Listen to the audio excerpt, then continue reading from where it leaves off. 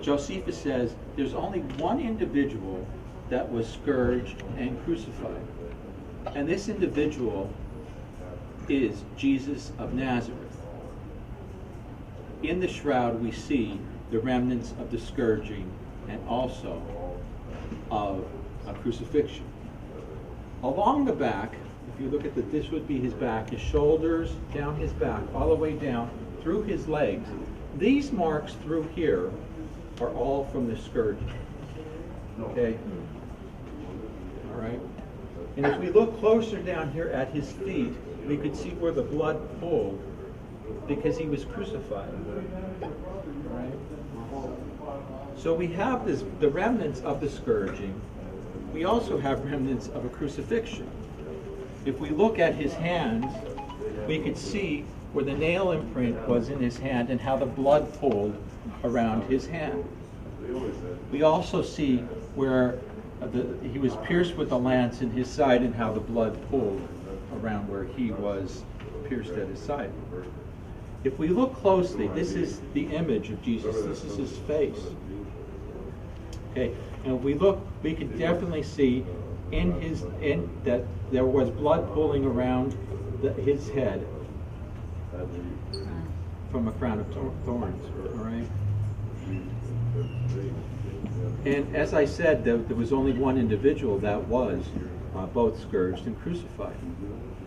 Over the centuries, and some of the things that we look at, when we look at the shroud, most people, they focus on the biggest things on the shroud. Here, here, here, here. All right. The shroud went through 2 different fires. Okay.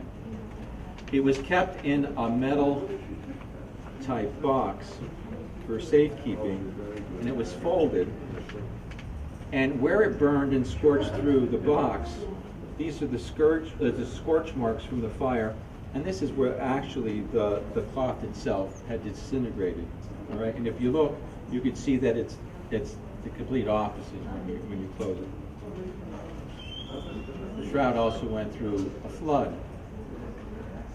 Boy, talk about fire and a flood. Actually, 2 fires and a flood. And these are marks from a flood from the waters here. Watermarks. And we have a big watermark down here, I think, as well, from the flood. This shroud is one of 99 shrouds that was reproduced and sent out from Pope Benedict XVI.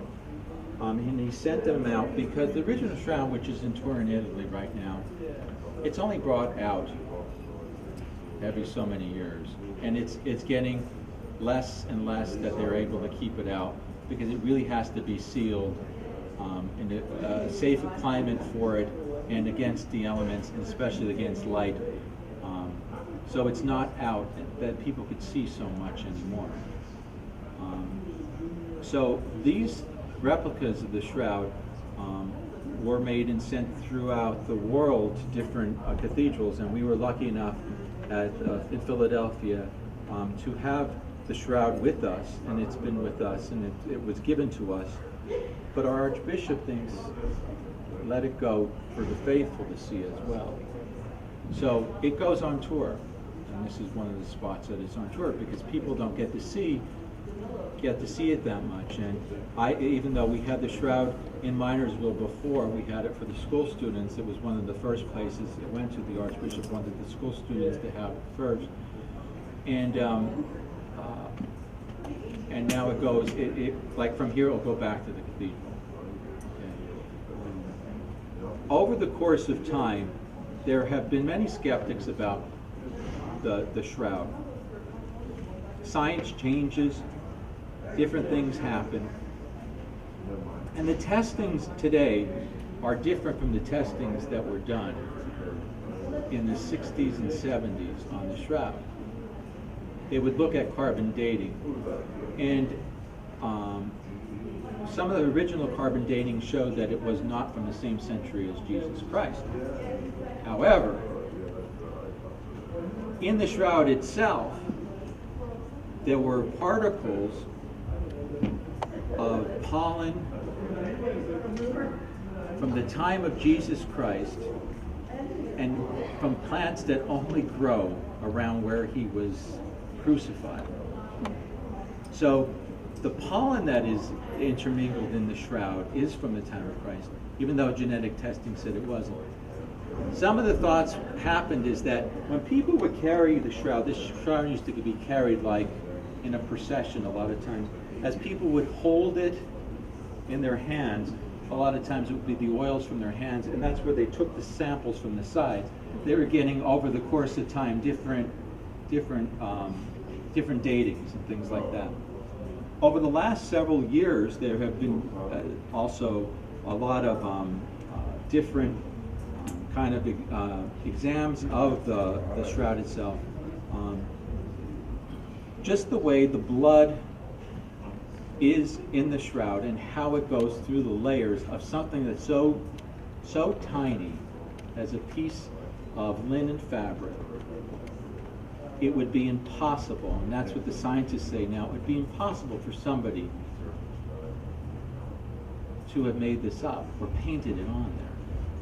It would have been impossible because it was done in layers, and it was done in such a way that there had to be a powerful force to make it go through the layers in the way that it has.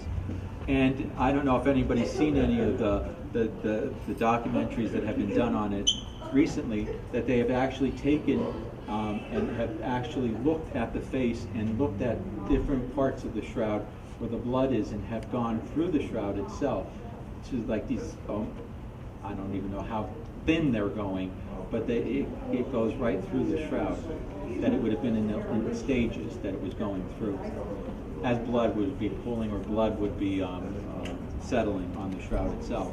Also, they have made 3D images. They've made images that actually brought this blood out, that they were able to look at the face of what Jesus would look like.